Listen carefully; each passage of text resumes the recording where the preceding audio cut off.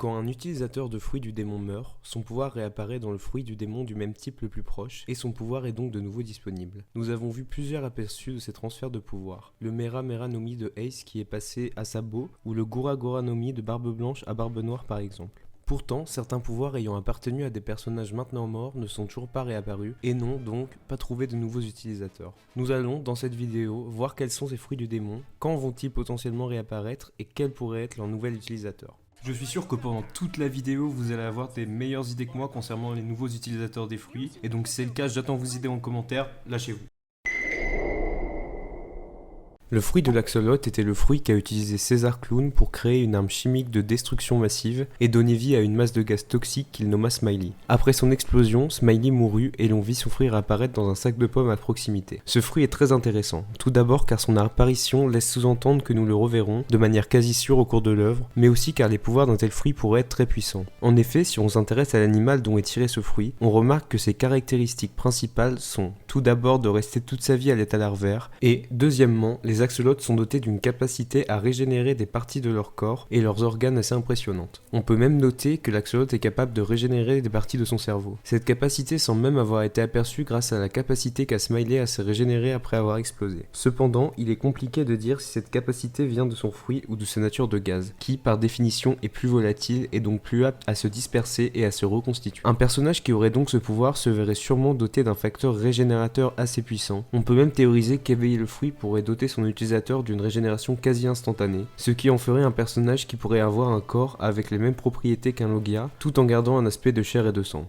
Un peu comme Katakuri, qui, malgré la nature de paramécia de son fruit, a un corps disposant des propriétés d'un Logia. Parmi tous les personnages présents à Punk Hazard, plusieurs sont candidats pour avoir potentiellement pu récupérer ce fruit. Le premier est Aokiji. En effet, Kuzan était présent à Punk Hazard, il est arrivé peu de temps après la bataille entre César Clown et les chapeaux de paille, et on peut se questionner sur les raisons de sa venue. Peut-être avait-il entendu parler des expériences de César et a voulu en savoir plus, et, pourquoi pas, récupérer le fruit qui lui permettait de donner vie à son arme de destruction massive.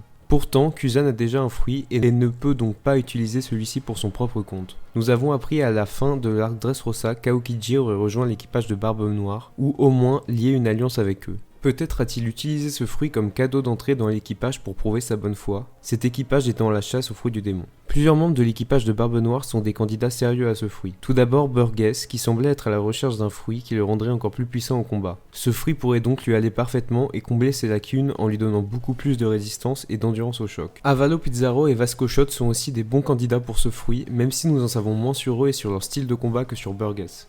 Un des autres acteurs principaux des événements de Punk Hazard était la marine et plus précisément la section G5 dirigée par Smoker. Ce groupe de marines ont été les derniers à être aperçus sur Punk Hazard au chapitre 699, le dernier chapitre se passant sur Punk Hazard. Si l'on considère qu'une des missions de la marine est de récupérer les fruits du démon en circulation, alors on peut facilement penser qu'ils se sont assurés de récupérer le fruit de l'axolot avant de quitter l'île. Ce fruit pourrait en effet être très utile à la marine car il pourrait par exemple leur permettre, tels les lasers de Kizaru qui ont été intégrés au Pacifista, d'augmenter la force et la résistance des pacifistas, ou bien même de leur nouvelle mais non encore dévoilée arme de guerre. Tout en sachant que Vegapunk a créé cette arme et que le G5 se dirigea vers son labo après les événements de Punk Hazard.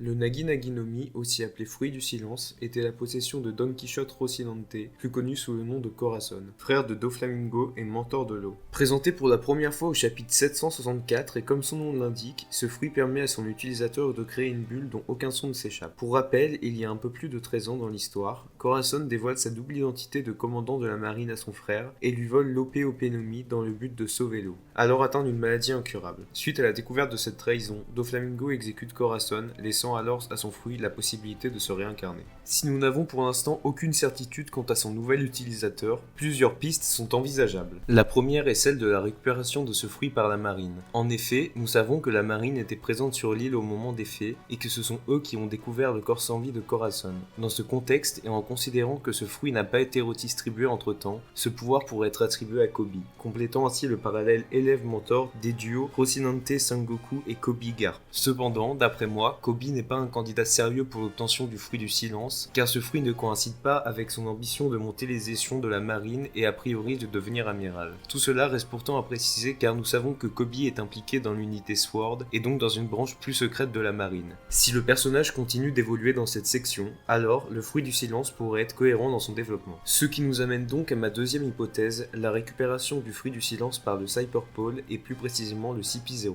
Vous le savez, cette branche du gouvernement mondial, en plus d'avoir une affinité particulière avec la possession de fruits du démon, est spécialisée dans l'espionnage et l'infiltration, offrant ainsi un contexte tactique idéal pour quiconque voulant faire remonter des informations discrètement ou en empêcher d'autres de fuiter. Pour l'identité de son utilisateur, je pencherai bien pour celle qui a infiltré la pègre au point de devenir un empereur, Stussy. Les capacités de ce fruit auraient pu être en effet idéales pour grimper les rangs de cette organisation.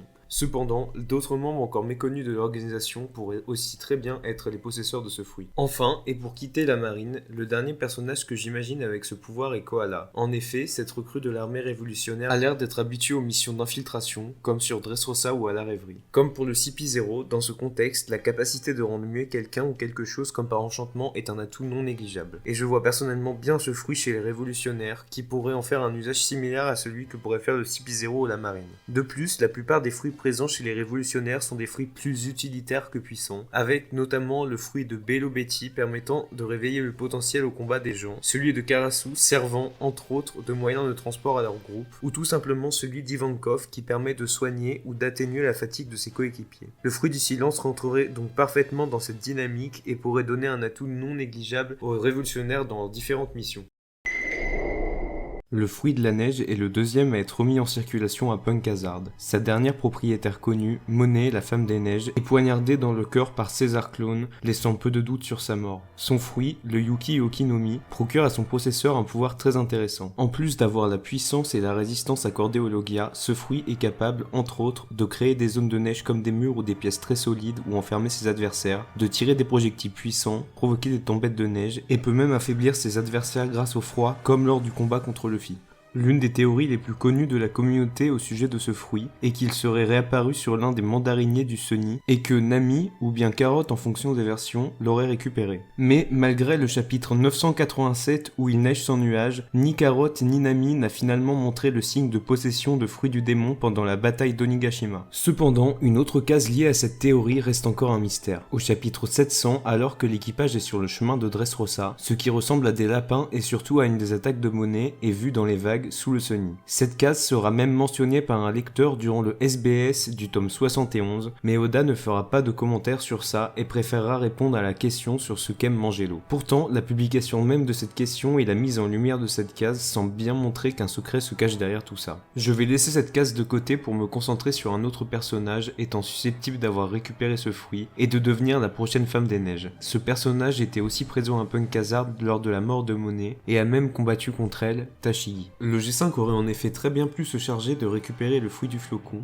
ou même tomber dessus, pourquoi pas dans le même sac de pommes que celui de l'axolot. La marine aurait pu choisir de laisser ce fruit à Tashigi, étant donné que le G5 venait de perdre Vergo et qu'un deuxième Logia dans le duo Smoker-Tashigi augmenterait considérablement leur force et leurs moyens d'agir. Celle qui a pour rêve de récupérer toutes les épées de valeur des mains des hors-la-loi n'aura pas trop d'un fruit du démon si elle souhaite accomplir son ambition. De plus, la plupart de ces techniques au sabre sont liées à la pluie ou au vent. Posséder un fruit du démon en rapport avec la météo, en l'occurrence à la neige, pourrait compléter ce thème et enfin faire un bon parallèle avec son adversaire de longue date, Zoro, dont la spécialité semble tendre de plus en plus vers le feu. Ses défaites successives contre Lo et Vergo, sa difficulté à battre Monet et le fait que Zoro la porte après ce dernier combat l'ont aussi peut-être convaincu qu'elle se devait de devenir plus forte pour avoir l'espoir de réaliser son rêve, et un fruit du démon est une bonne manière de gagner de la puissance. Les lapins du chapitre 700 peuvent-ils, dans ce cas, être interprétés comme générés par le fruit de la neige et suivant le navire? Le mystère reste entier. Pour conclure sur ce fruit, il est très intéressant et certaines pistes sont très intrigantes, mais la plupart des idées qui ont été explorées par la communauté pour ce fruit semblent ne pas s'être révélées correctes. Tashigi est donc ma proposition pour ce fruit, mais peut-être a-t-il été gardé par le personnage qui l'a trouvé et sera mis en avant de manière inattendue dans la suite de l'œuvre. En attendant, n'hésitez pas à faire votre proposition en commentaire pour relancer le débat autour de ce fruit. Toki est un personnage majeur dans l'intrigue de Wano Kuni et son fruit l'est tout autant. Ce fruit lui permet de faire des sauts dans le futur, que ce soit à elle-même ou à d'autres personnages. Après sa mort confirmée par les dernières vivres cartes et bien plus explicite dans l'anime que dans le manga, son fruit du démon est donc revenu à la circulation il y a de cela 20 ans dans la timeline. Dès la connaissance de la mort de Toki, beaucoup ont théorisé qu'Iori aurait pu récupérer le fruit de sa mère. En effet, quand Toki a envoyé Kinemon, Kanjuro, Raizo et Momosuke dans le futur, elle a décidé de ne pas y envoyer Iori pour que la lignée des Kozuki perdure même si le plan ne se passe pas comme prévu. Cependant, il pourrait y avoir une deuxième raison derrière ce choix. Toki, sachant sa mort proche, savait que son pouvoir très puissant allait se réincarner et pouvait tomber entre les mains de Kaido, et aurait donc fait en sorte qu'Iori reste sur place pour, avec l'aide de Kawamatsu, récupérer et sauver son pouvoir des mains de l'ennemi. Iori n'aurait donc plus été que la dernière descendante des Kozuki, mais aussi la nouvelle gardienne des pouvoirs ancestraux et surpuissants de sa mère. Mais si tel le Bari Bari no Mi de Bartolomeo et le Mane Mane no Mi de Goncle, deux fruits du démon vus dans le flashback d'Oden qui sont réapparus dans le monde présent et entre les mains de personnages ne venant pas de Wano, le fruit du temps revenait hors de Wano. Comme ces fruits auraient-ils été mangés par un personnage que l'on connaît qui ne vient pas de Wano et dont le pouvoir aurait été gardé secret? Comme je l'ai évoqué juste avant, Kaido aurait pu s'emparer de ce fruit et en connaissant sa valeur, il aurait pu le vendre ou l'échanger au gouvernement mondial via la pègre par exemple. En partant de ce principe et en considérant que le fruit du temps est un fruit extrêmement puissant et avec beaucoup de potentiel, le gouvernement mondial l'aurait sûrement gardé pour l'un de ses meilleurs éléments. Celui qui me vient donc en tête est celui que Doflamingo a qualifié de bête, Ryokugyu. Nous ne savons que très peu de choses sur ce personnage, mais s'il a ce fruit, alors le trio logique de pouvoir, lumière, gravité et temps se mettrait en place au sein des Aniros. Un troisième personnage pourrait aussi être candidat pour ce fruit, et pour vous expliquer cela, je vais m'intéresser au potentiel éveil du fruit du temps. Tout d'abord, nous savons que revenir dans le passé est impossible. Ça pourrait créer des paradoxes temporels et Toki a affirmé elle-même que ce n'était pas possible. Dans ce cas, l'éveil de ce fruit pourrait donner la capacité à son utilisateur d'exercer une autre forme de force sur le temps que le remonter, comme pourquoi pas le ralentir ou l'accélérer. Pour vous expliquer un peu ce qu'implique ce pouvoir, si par exemple le possesseur de ce fruit réussit à ralentir le temps à un ratio de 1 seconde de temps passé pour 5 secondes de temps ressenti, il aurait alors la capacité de se déplacer 5 fois plus vite qu'en temps normal, ou en tout cas ce serait ce que percevraient les personnages qui ne sont pas affectés par le fruit. Vous l'avez sûrement deviné, le personnage qui colle le plus à la théorie de l'éveil de ce fruit est Shanks. Beaucoup de personnes ont théorisé autour de ses capacités de contrôle de l'espace-temps, son timing parfait durant la guerre au sommet pour sauver Kobe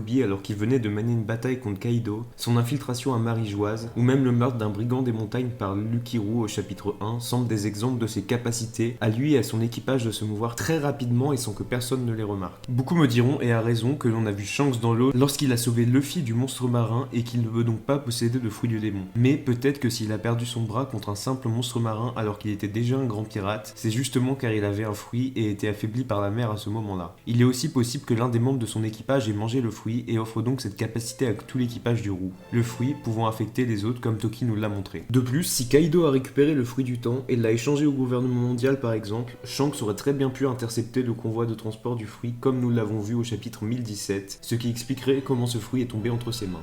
Et voilà, c'est la fin de la vidéo, donc voilà, j'espère qu'elle vous a plu. Donc comme vous l'avez vu, c'était une vidéo qui était plus réflexion sur ses pouvoirs plutôt que des vraies théories avec beaucoup d'arguments très structurés et tout. Mais voilà, c'était aussi pour vous faire participer et voir ce que vous pensez des fruits, du futur de ces fruits. Donc voilà, merci beaucoup d'avoir regardé la vidéo, on se retrouve pour la prochaine, salut!